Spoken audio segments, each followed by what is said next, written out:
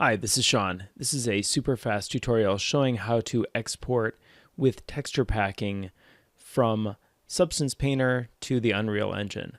So let's get started. So here we are in Substance Painter and we've got our texture painted and it's got different areas of metallic and roughness, and so we want to export this. So Control-Shift-E will open up the export document.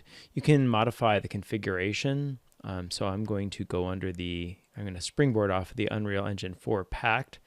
The default had a little bit more written down. It had occlusion, roughness, and metallic all written out. I like it shorter for the suffix because sometimes I have longer file names. But anyways, once you've got that and you've also set it in your configuration here, and you've also chosen your the output location, then you're good to go. Click export and we can go to that folder. So I've actually just opened up the file in Photoshop. So you can see I've got under the RGB, I've got the red channel, the green channel, and the blue channel.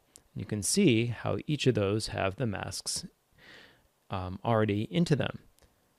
All right, so let's see how we will plug that in Unreal.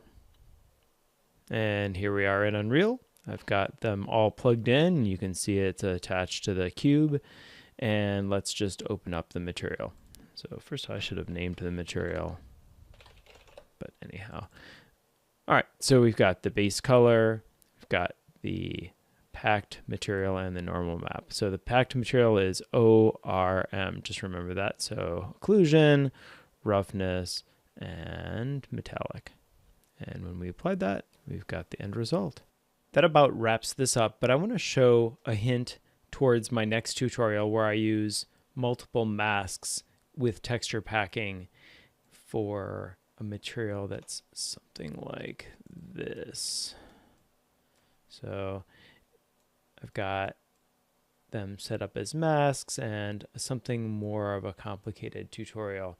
The idea is that what I will do is set up a material instance, and all you need to do with a material instance, I've set up a static component mask, and you can easily switch between the different channels, and each channel is a texture mask. And then you can set up other controls, like you can increase the tiling, and then I've set up other controls where you can increase the tiling of the material itself, the underlying material. But that's going to be for another tutorial.